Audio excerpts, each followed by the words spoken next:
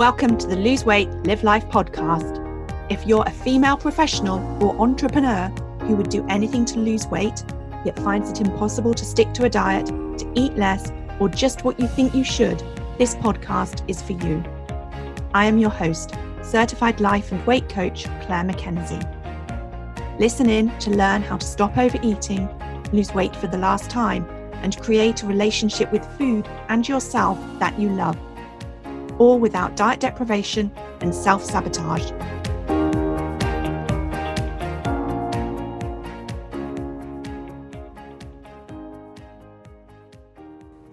Hi everyone, welcome to episode number 49. On this episode, I want to talk to you about weight-related mindset models. Before I start, I want to let you know that I'm in a bit of a noisy location today, so if you have some background noise, then apologies for that. We've got building work going on next door. Okay, now I first introduced the mindset model in episode number 2 of this podcast, and if you've not already listened to it yet, I encourage you to maybe pause this episode and go listen now. I talk to you about the different lines of the model and provide you with some examples. But for those of you that did listen already and could maybe do with a little recap, let me remind you what the mindset model is. The mindset model is the best tool that I know for solving any problem. Brooke Castillo, Master Life Coach and CEO of the Life Coach School, created the model based on her years of research and studying. Now, the concepts are basic truths of life, of the universe. In Brooke's studies of psychology and her work as a life coach, she spent lots of time exploring the different components of the model, such as thinking, feeling, circumstances. But there wasn't a way for her to apply that information to her daily life, and so she created the model, this framework, to help her do just that. Now, I, like many of her certified coaches, use the model daily myself to help me manage my weight, build my business, improve my relationships, and a lot more. And the model can be used to help you solve any problem. The basic premise of the model is that your thoughts create your feelings create your actions, and your actions create your results. Now, it sounds very, very simple, but so many of us aren't aware that this is how we humans operate, that this is how life works, that I really want you to take a moment to think about that. And then you can use this knowledge and the framework of the model itself as a tool to help you. So in this episode, I want to talk to you about current weight loss mindset models. Now, the mindset model can be used to help you both understand what is going on for you in your life currently, to help you understand the status quo, and it can be also used to help you make sense of how you can create more of what you want in life on purpose. Now, when you start to use the mindset model in your life, the inclination, or it was at least that way for me, is to focus on using it to figure out how to solve everything, how to set yourself up for creating the life that you want. And if you're in the Lose Weight, Live Life Academy, I'm going to help you do just that in August. But first, before we jump to problem solving, it's very useful to help us understand what the problem is. Because if we don't, we could be finding ourselves finding solutions for misunderstood problems. And dieting is a really great example of this. Dieting is solving the problem of overeating by changing the foods that we eat. But the problem with overeating has very little to do with the foods that we eat and everything to do with what we're thinking and feeling before we eat those foods. Another reason why I'm passionate about the mindset model is because it really is a tool that everyone can use to help them coach themselves. Using the mindset model every day will help you coach yourself every day. It's like having your own life coach in your back pocket. Okay, so today I'm going to explore the different lines of the model with you from the perspective of helping you understand where you're currently at with regards to your weight and your relationship with food and your relationship with yourself. And I'm going to use some examples at various stages of my life before I embarked on losing my weight for the last time. Okay, so let's start with the circumstance. So circumstances are neutral. This means that circumstances in and of themselves don't make you feel a certain way. Circumstances are things upon which everyone would agree. That could be proven in a court of law. Some typical circumstances when it comes to exploring your status quo would be your current weight in pounds, stones, or kilos. The facts of what you ate yesterday, so I ate 6 biscuits and I had 2 glasses of wine after dinner, is a circumstance. I ate too many biscuits and drank wine when I didn't want to is not a circumstance. The number of pounds gained or lost when you got on the scales last Monday morning is a circumstance. The fact that you are listening to this podcast is also a circumstance. The heaviest weight you have ever been in terms of the actual number is a circumstance. It does not mean anything in and of itself. It is neutral, as is the lowest adult weight that you have been. Attending a slimming club previously between X and Y dates is also a circumstance. Attending a slimming club that didn't work for you is not. Now, the circumstance that comes up most often when people are taking a new approach with their weight loss journey is the circumstance of their current weight. So if you were to explore doing a mindset model on your current weight, you would start by writing down all your thoughts and feelings about your current weight. You then pick one thought or one feeling, and you start to complete the 5 rows of the mindset model. So the 5 rows are circumstance, thought, feeling, actions, and result. Often what comes up for people when they think about their current weight is a feeling. It could be shame, frustration, self-loathing, disappointment. It could even be indifference. So, for example, when I was at my heaviest weight, it was about 17 stone, 7 pounds.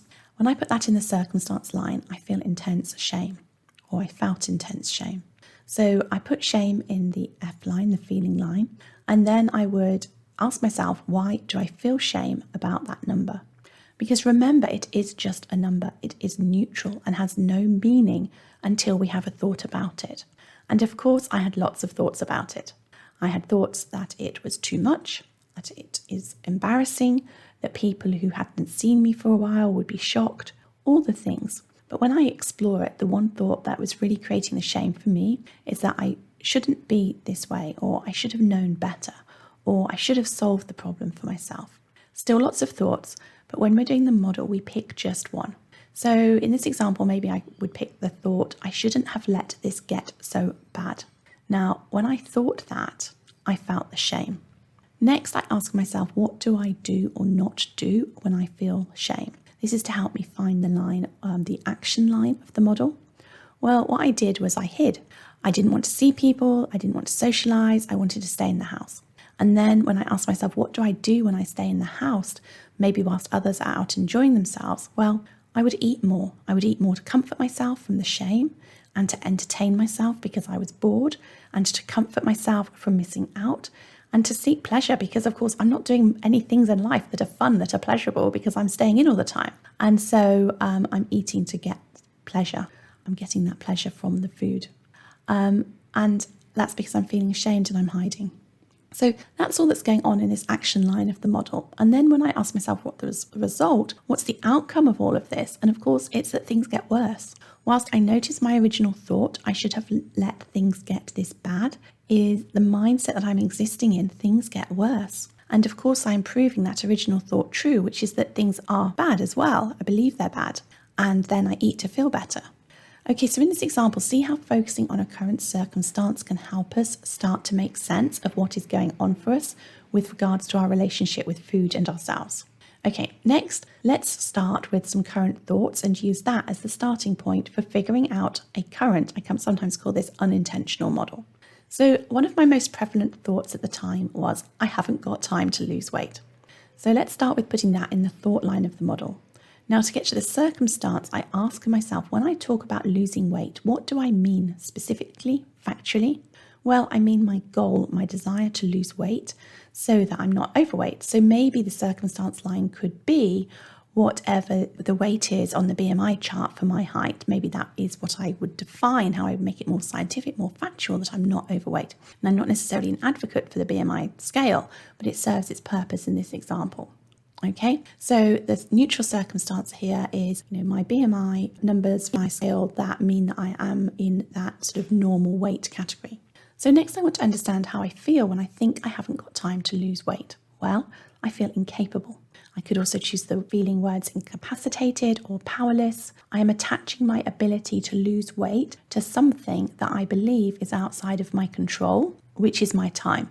And by the way, I now, because I've done the work on this, don't believe that my time is outside of my control, but I very much believed it way back when. Next, I ask myself, what do I do about achieving my goal of getting to my BMI normal weight range when I'm thinking I haven't got the time and I'm feeling incapable? Well, I don't do anything. When we feel incapable, we don't do things because we believe we either cannot sustain them or we believe that we won't figure it out. We might even believe that it won't work for us or that we can't make it work. We essentially don't believe that we can do it, so we don't bother. And the outcome, the result of this, is that I don't get closer to my BMI normal weight range. Okay, now let's consider an example by considering how I might be feeling when I was morbidly obese. Now, a time for me when I would really focus on my weight would be on holiday. There's nothing like going on holiday to a beautiful place with your family and noticing that you are the largest person on the beach or one of the largest people on the beach, noticing that you have let another year go by where you still not solved your weight problems, and noticing that you're ruining the holiday for yourself again because you feel so miserable. You can start to see where all of my thoughts, notice all of the thoughts in those few sentences there. Okay, so let's put miserable in the feeling line of the model, and to find the thought, I ask myself, why am I feeling miserable? And it's because I'm thinking I want to be slim so I can enjoy the holiday, and I'm not, and I can't.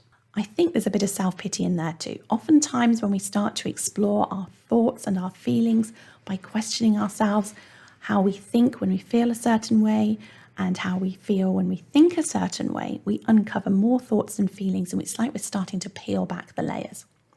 Okay, let's change this feeling to self-pity, because I think that's probably what's going on for me here in this example. Okay, so we're going with self-pity in the feeling line, and I have the thought I can't enjoy my holiday because I'm still fat.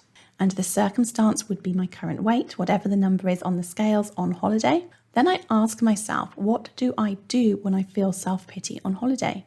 And what I used to do, what I would have done, is I comfort myself or I cheer myself up. And for me, that would often look like eating and numbing and then escaping that uncomfortable emotion.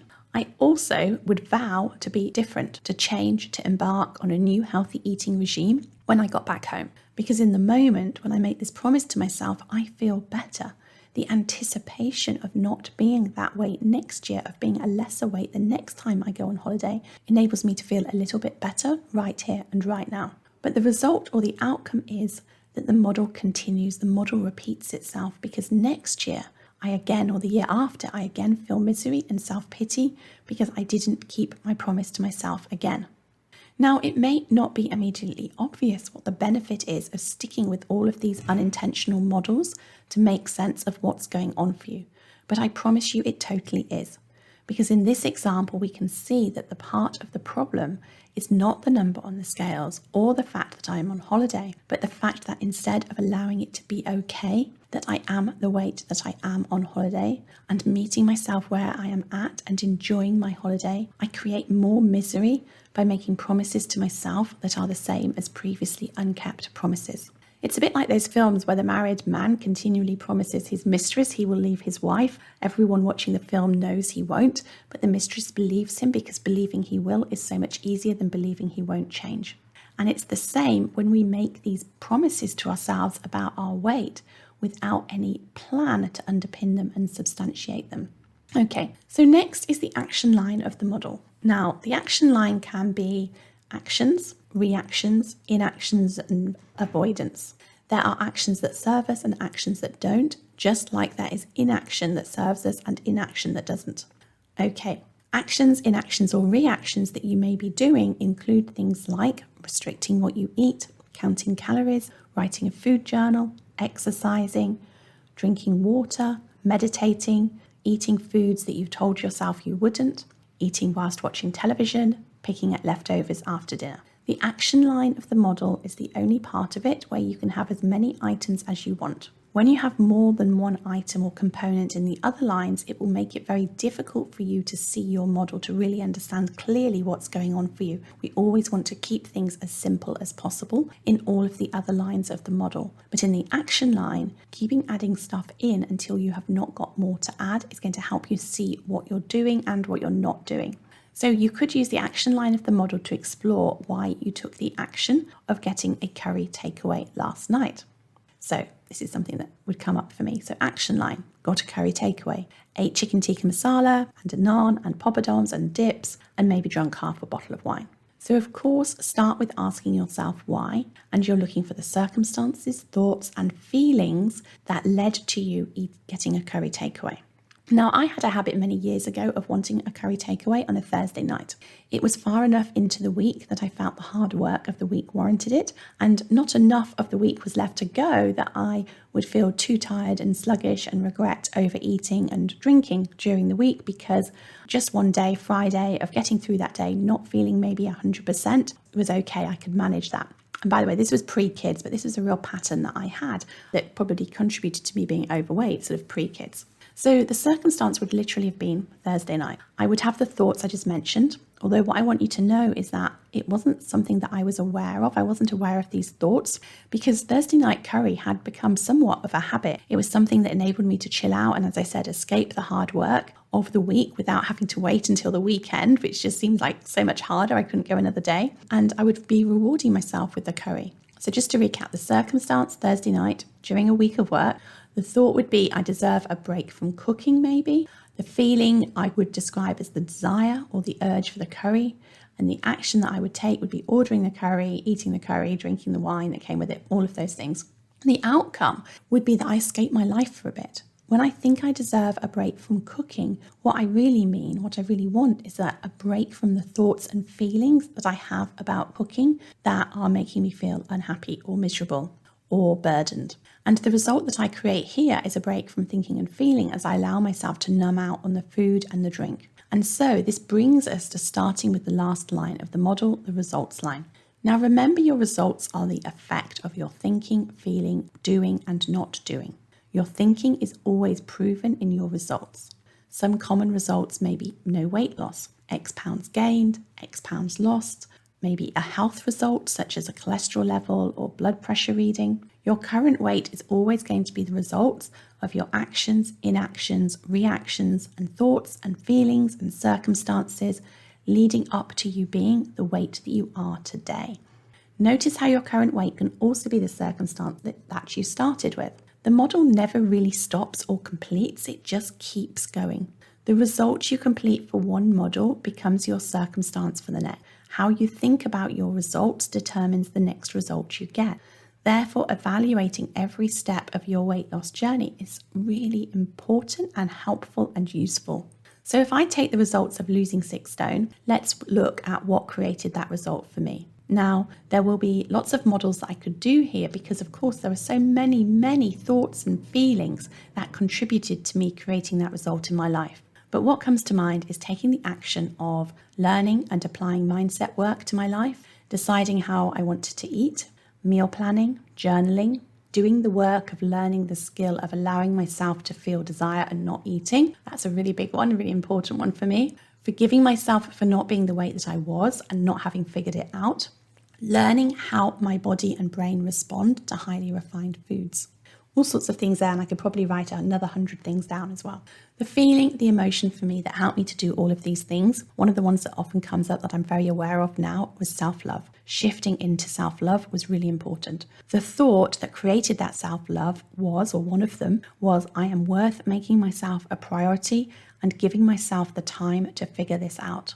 And my circumstance was my health. Now, there was a lot here. It may well be that you want to listen to this episode again to make more sense of what I'm saying and to start to consider how you can relate what I've said to your life and your current circumstances, thoughts, feelings, the things you're doing and not doing, and the results you're creating in your life. And of course, if you want to get help and support and do this work for yourself, then I invite you to join me in the Lose Weight, Live Life Academy. This is work that we do on our coaching calls, but also specifically during August, I'm going to be helping you do the mindset models, your own mindset models every day for 21 days. So if you join right now, you'll be able to watch the weight loss mindset model masterclass that I'm running and then dive right in. Okay, thanks for listening, everyone. Take care, have a great week, and I will see you next week. If you enjoyed listening to this podcast and are ready to live a more intentional life, lose weight as a part of that journey, and create a relationship with food and yourself that you love, then I would be honoured to be your coach. There are 2 ways that you can work with me. You can join my monthly membership program, My One Life Academy, that gives you self-paced learning, supported by twice weekly live calls and a whole lot more. Or you can join the waiting list for my next 6-month Lose Weight, Live Life Group Coaching Mastermind Intensive. Go to www.clair.com thebestyou.coach/coaching to find out all the details.